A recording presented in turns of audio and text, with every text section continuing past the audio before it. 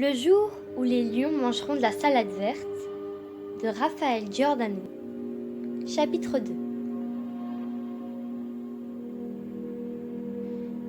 5 ans que Clémence était au service de Maximilien Vogue, directeur général de l'Empire Cosmetic & Co.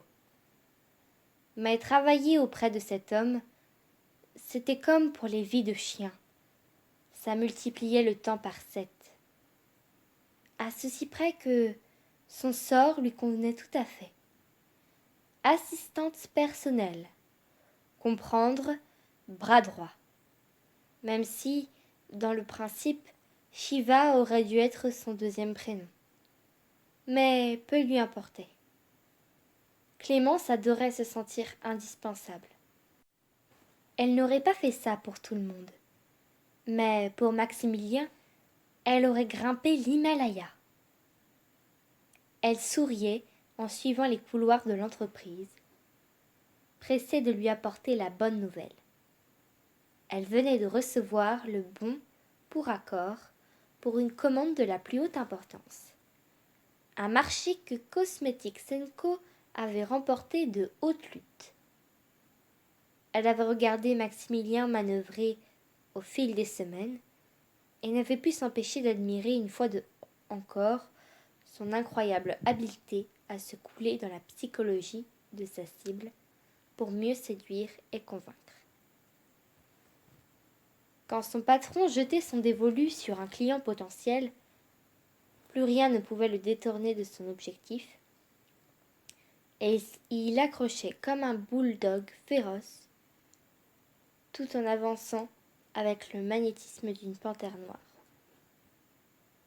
Elle repensait à toutes ces soirées où elle était restée pour le soutenir, et à l'étrange complicité qui s'était installée entre eux. Clémence goûtait alors le calme apaisant des bureaux vides après l'effervescence presque hystérique de la journée, et savourait de l'avoir un moment pour elle seule. N'ayant ni mari ni enfant, elle repoussait toujours l'instant de rentrer chez elle. Sa vie était ici, entre ces murs, et si possible, au plus près de cet homme qui la fascinait. Certains soirs où Maximilien Vogue estimait qu'ils avaient bien travaillé, il lui arrivait de lui proposer un verre. Il sortait de sa réserve secrète un grand cru de Bordeaux qu'il sirotait lentement. Elle le voyait enfin se détendre et déposer un fugitif instant son masque de fer, pour montrer un visage que peu de gens avaient le privilège de connaître. À cette pensée, un sourire flotta sur les lèvres de Clémence, tandis qu'elle traversait la large salle d'attente.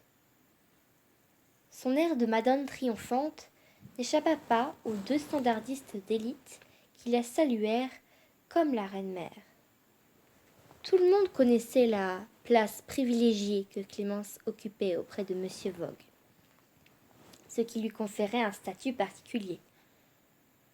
Les 2 envieuses qui la suivirent d'un regard sans complaisance, la scannant des pieds à la tête, inspectant son allure, la couture des bas impeccablement droite, la fabrique de sa jupe griffée et son chemisier de soie épousant délicatement ses formes généreuses. Avec ses cheveux blonds cendrés, montés en un chignon sophistiqué, ses yeux bleus allongés à l'infini par un trait d'eyeliner noir et ses lèvres habillées d'un rouge audacieux, Clémence affichait un look résolument Old Hollywood. On aurait dit une héroïne d'Hitchcock. Elle appartenait sans conteste à la catégorie des jolies femmes, au visage aussi lisse que ses cheveux. Aucun trait ne pouvait trahir ses 35 ans. 2 personnes attendaient dans un canapé aux lignes contemporaines, signé d'un célèbre designer, à l'instar de tous les objets présents dans la pièce. Une esthétique qui affichait d'emblée aux visiteurs le positionnement haut de gamme de la maison. On s'est occupé de vous? Demanda-t-elle poliment. Oui, merci. Nous avons été annoncés, répondit l'un des deux hommes avec un accent anglo-saxon. Parfait, sourit Clémence. Je vais voir où en est monsieur Fogg. Elle s'approcha du bureau de Maximilien et se figea en entendant les éclats d'une conversation houleuse percer la porte. Visiblement, ce n'était pas là le moment d'intervenir. Clémence décida de se replier dans son bureau, séparé de celui de Maximilien par une simple paroi. Elle ferma sa porte ainsi que les stores pour jouir d'une parfaite intimité, et puis alors tranquillement coller son oreille contre la cloison pour écouter la conversation. Au diable les scrupules! La voix de son patron trahissait une forte contrariété. Elle ne reconnut pas l'autre, dont le ton semblait lourd de reproches. « Est-ce que tu te rends compte de comment tu deviens ?»« Quoi, comment je deviens ? Hein ? Est-ce que tu te rends compte, toi, de tout ce que j'ai à gérer, de tout ce qui pèse sur mes épaules ? Toi, toujours toi. On dirait que tu es le centre du monde, et tu penses un peu aux autres de temps en temps. » Clémence, depuis son poste d'écoute, tressaillit devant l'audace de la critique. Comment M. Fogg allait-il réagir devant une telle impudence ? Elle l'imaginait, blême, sous l'affront de la gifle en mots.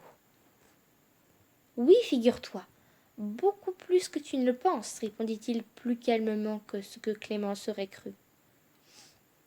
Tu sais ce que je traverse en ce moment ? Tu sais à quel point c'est dur pour moi ? Martelait de plus belle la voix de femme. J'ai besoin que tu sois là pour moi. 10 fois je t'ai appelé Max. Et quoi ?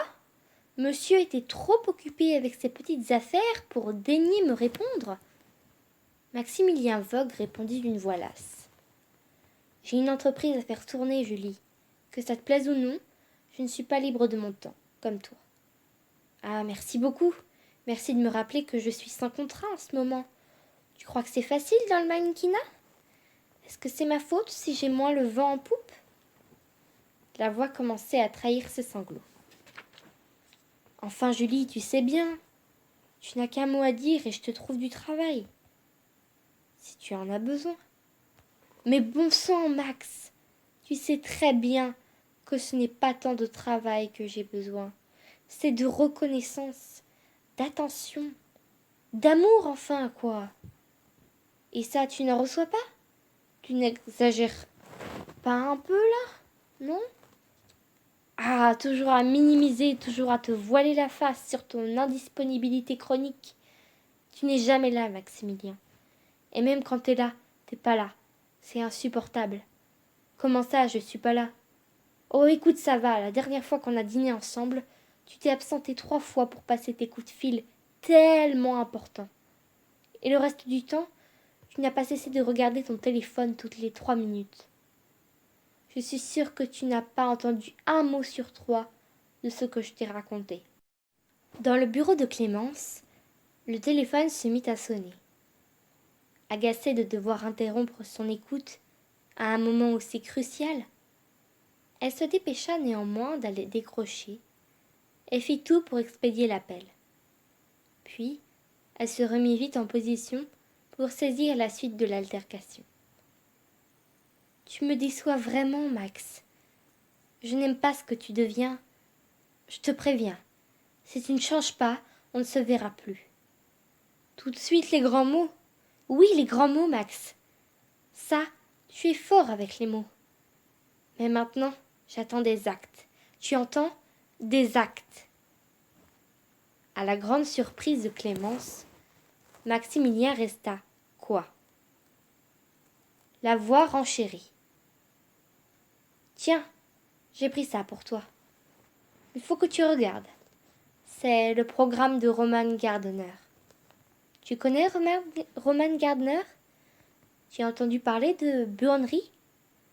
Elle explique très bien dans cet article les effets néfastes des comportements burnés, comme les tiens, et le mal qu'il peut faire aux autres.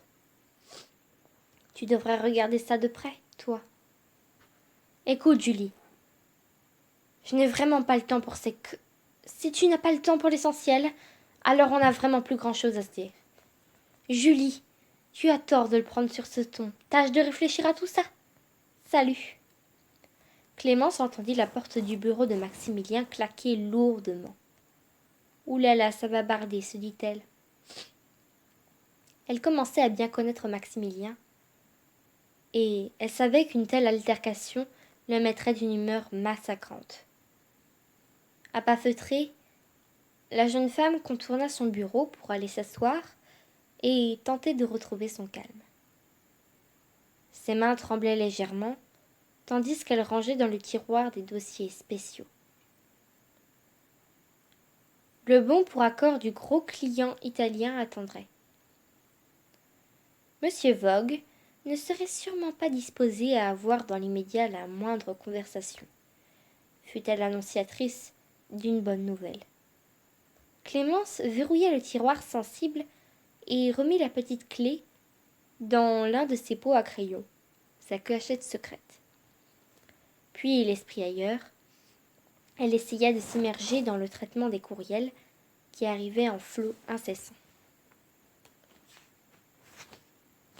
La sonnerie insistante de l'interphone la fit violemment sursauter. C'était lui. Clémence, vous pouvez venir, tout de suite. Le ton était sec, acéré, une lame de scalpel.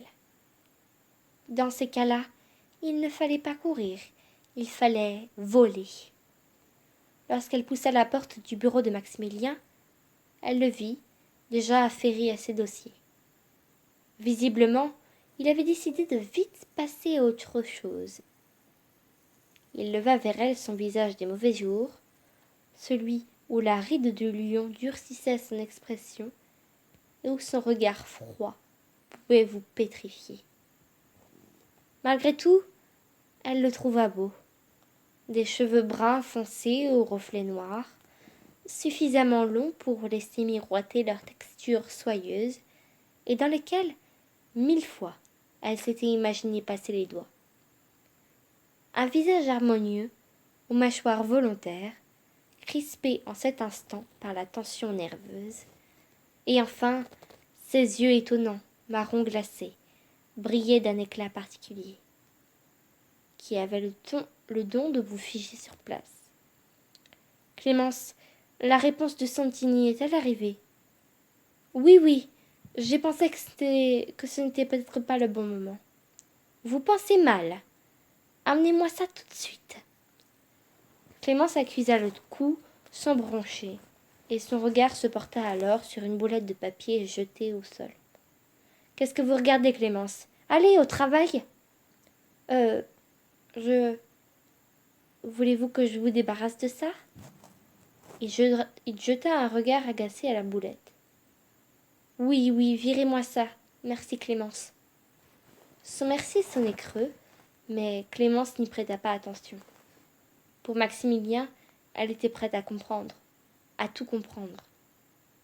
Elle se baissa pour ramasser le papier chiffonné et sortit sur la pointe des pieds.